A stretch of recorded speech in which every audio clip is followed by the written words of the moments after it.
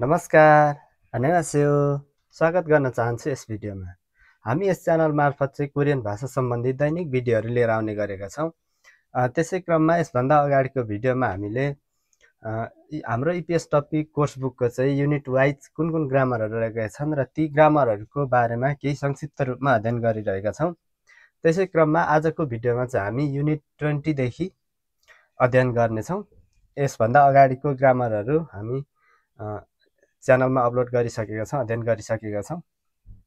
Unit 20 मा रहेको छ गो इट। गो इट यो चाहिँ इ रहेको हुनु, भइरहेको कुनै काम अपूर्ण यानि कि भइरहेको हुनु, त्यो अवस्थालाई चाहिँ जनाउने गर्दछ। यसमा हेर्नु होला, कुनै पनि काम निरन्तर भइरहेको तर सम्पन्न नभएको अवस्थालाई जनाउँदछ। कुनै पनि काम भइ चाहिँ रहेको तर सकिएको चाहिँ छैन, सम्पन्न भएको छैन, निरन्तर भइरहेको छ, त्यस्तो अवस्थामा चाहिँ गो इट प्रयोग हुन्छ।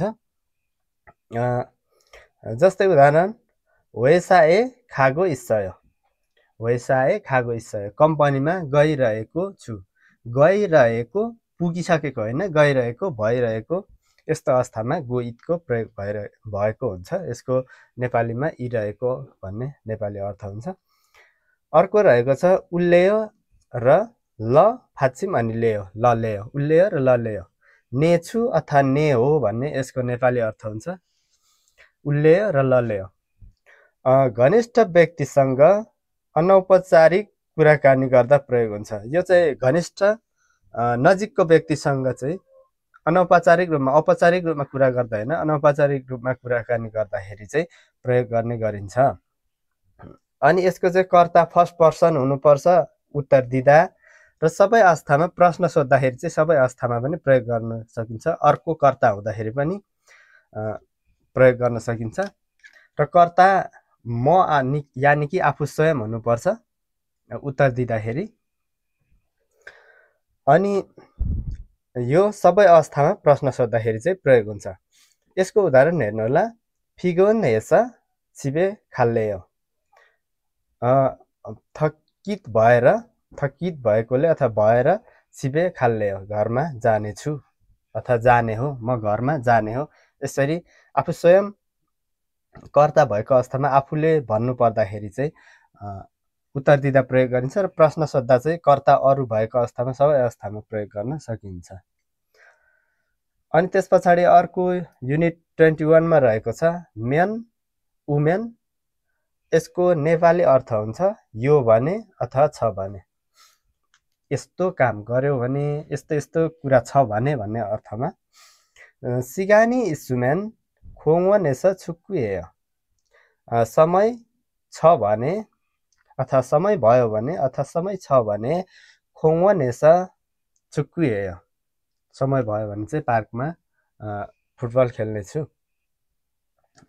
खेल्छु भनेर यसरी सिगानी इस्सुमेन समय भयो भने अथवा समय छ भने, यसरी यो भने अथवा छ भन्ने अर्थ लाग्छ मेन अथवा वुमेनको।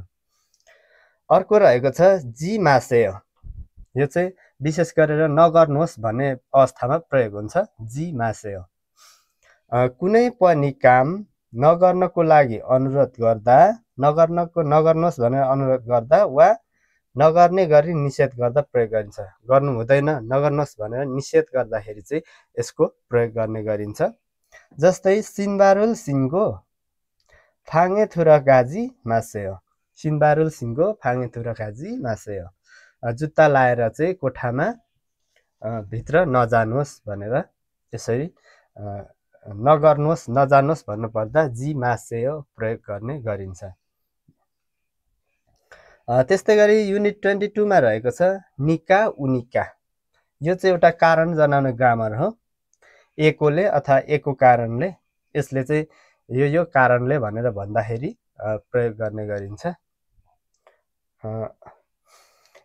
उदाहरण हेर्नु होला, यरी मानी नानिका खिसुक्सा एस सुइसेयो।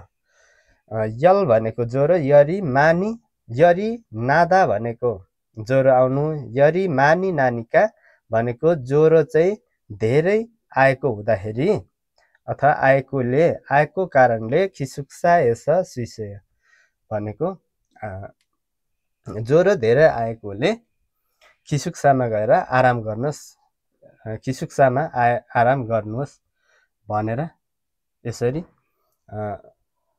निका र उनिकाले चाहिँ कारण जनाउने अथवा एकोले अथवा एको कारणले भन्नुपर्दाखेरि प्रयोग गर्ने गरिन्छ। र यसैमा अर्को ग्रामर रहेको छ उन अथवा न हुए। यसको नेपालीमा अर्थ हुन्छ ए पछि, उन अथवा न हुए ए पछि, इ यागुल इ यो औषधि यागुल फाबुल मगुन हुए थुसे, इ यागुल फाबुल मगुन हुए थुसे। यो औषधि चाहिँ खाना खाएपछि खानुहोस्, पहिला खाना खाने अनि मात्रै यो औषधि खाने। त्यो अवस्थामा यो उन अथवा न हुए को प्रयोग गरिन्छ। इ यागुल फाबुल मगुन हुए थुसे। फाबुल मगुन हुए चाहिँ यो औषधि खाने त्यसरी भनेको छ। उन अथवा न हुएले चाहिँ ए पछि, कुनै काम गरेपछि, सकिएपछि अथवा यो समयपछि, यस्तो भएपछि भनेर भन्नुपर्दाखेरि प्रयोग गर्ने गरिन्छ। यसरी आजको भिडियोमा हामी युनिट 20 सम्मको ग्रामरहरूको अध्ययन गर्यौं।